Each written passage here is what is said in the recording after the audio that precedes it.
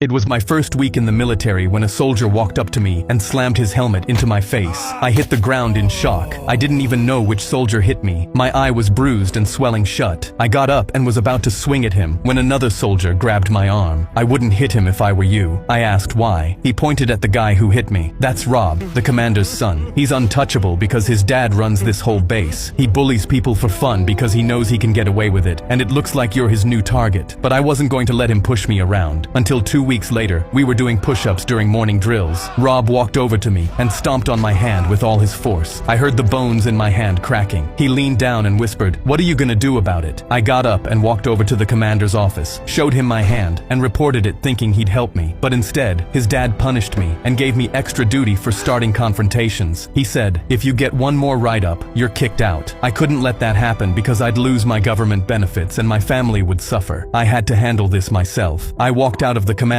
office with my hand throbbing, and that's when I saw the bulletin board in the hallway. There was an annual base inspection in a few days. A high-ranking official was visiting next week, someone higher than the commander. I stopped and stared at it. I knew if I could get Rob to bully me in front of that official, not even his dad could save him from the consequences. The day of the inspection came. I saw the high-ranking official walking through the base with the commander. Rob stood by the barracks. I walked straight toward him, and as I passed him, I flicked his hat off his head and laughed. He looked at me in shock. I leaned in and whispered, "What are you gonna do about it?" His face went red with anger. He charged at me and tackled me to the ground. He threw hard punches, but instead of hitting back, I just covered my face so it would be clear that I was the victim. The high-ranking official heard the commotion and ran over. He looked at Rob's dad. "What is going on here? Commander, do you accept this type of bullying on your base?" Rob looked at his dad, waiting for his dad to stand up for him. But his dad knew if he defended his son right now, it would cost him his position. The commander stood stone cold and said, "No sir, I don't accept this behavior. This soldier is discharged. Get him off my base." The untouchable soldier got kicked out by his own father. My back hit the canvas in round 1 of my first pro fight, and from the corner I heard the old man yell, "Get up!" I dragged myself to my knees as the old man banged on the canvas with both fists. "You got expelled for dropping that school bully. If you hadn't dropped your hands, you wouldn't have gotten knocked down. Now get up." I spit blood and looked across the ring. The kid was twice my weight and 4 years older, rolling his shoulders waiting for me to stand. I forced myself up, and he caught me again before the bell saved me. I lost the fight in front of 50 people. That night, I walked back to the alley with a black eye. The old man was waiting on his crate. I dropped down next to him. "I quit. I'm done." He didn't look up. "Now you know what it feels like. You let me sign that fight knowing I'd lose. Every fighter loses, kid. The good ones get up. The great ones never stop getting up." I stared at the ground. Then I got up and asked him when training started in the morning. I trained twice as hard. I ran road work at 4 a.m. with my breath fogging out in the cold. I sparred at 6 with anyone who'd take a round with me. I hit the heavy bag until my knuckles bled through the wraps and the sun went down. A year later, I won my first fight by knockout, then 10 more after that. The old man held the slippers up for me every morning until he couldn't. After that, he sat on his crate and watched me hit the bags. His cough got worse every month. Then one morning, I showed up to the alley and his cart was there, but he wasn't. I found him in the back of the gas station, on the floor where my bully had once laid me out. He was gone. I sat down next to him on the floor and didn't move until the sun came up. I'm gonna come back a champion. I trained alone for a year. They called my name for a title shot. Round 1, I caught him with a jab, and he came back with one that swelled my eye shut. Round 4, I caught him with a hook, but he came back with a body shot that cracked something. Round 8, a cut had opened over my eye, and the ref kept looking at the doctor. I had the champ on the ropes anyway. Round 11, the champ caught me with a left hook, and my back hit the canvas. I heard the old man in my head, "Get up."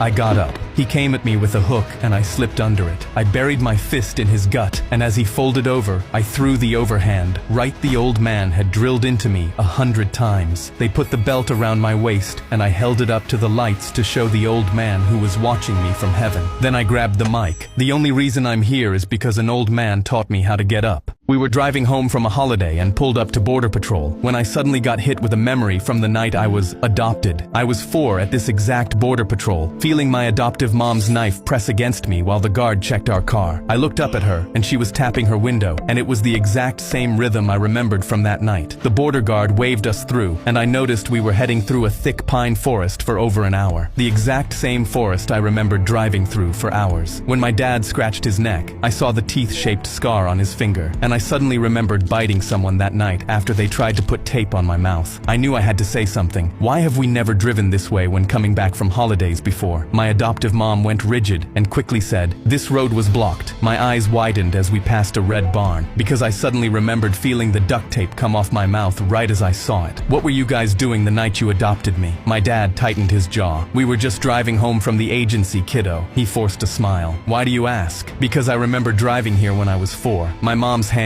suddenly shook and she said, "That's not possible. This is the first time we've ever been here." My dad pulled off the highway onto a dirt road through the trees, and I saw the exact small wooden house at the end of it that I remembered. He parked the car in the driveway, and I turned slowly in my seat to face them. "You kidnapped me. I wasn't adopted. I was kidnapped." They stared at me. "You're our son. We adopted you." I replied, "Then show me the papers." They stared at me in silence, unable to speak. I asked my son if he wanted breakfast, and he replied, I don't know, then proceeded to type into ChatGPT, "Should I have breakfast right now?" It replied, "Yes, if you're hungry." And he typed in, "How do I tell if I'm hungry?" I stared in disbelief as Ethan read aloud, "If there's a rumbling feeling in your stomach and your mouth is salivating, you are hungry." He put his phone in his pocket and said, "I'd like breakfast." I was frustrated and told him he needs to stop using AI and think for himself, but he typed something into it, then replied, "But it says, why would I do that when I can have it do all the thinking for me? It's less effort that way." I watched Ethan ask ChatGPT when he should stop eating and what shoes to wear for school. I knew I needed to do something, because over the few weeks, Ethan asked ChatGPT how to brush his teeth if he should go outside, and he even typed what's 4 plus 3 for his first grade math homework. When I saw him typing, "What color is my favorite?" I lost it and asked, "What are you going to do if AI disappears?" He shrugged and said, "That will never happen. Also, it's purple." It told me my favorite color is purple. That night, I stayed awake, knowing I needed to act. And so, the next day, I told Ethan I was leaving for a work meeting. "I'll be back in 30 minutes. I left food for you. Microwave it if you get hungry." He waved at me and smiled. "Bye, Mom," then typed into ChatGPT, "What should I do for 30 minutes?" But I didn't leave. I shut off the Wi-Fi router and quickly snuck upstairs without him realizing, watching him with a grin on my face. Ethan was reading his ChatGPT response when it suddenly cut out because the internet was gone. I watched Ethan stare at the no Wi-Fi sign for a full 5 minutes before realizing it wouldn't load. He said,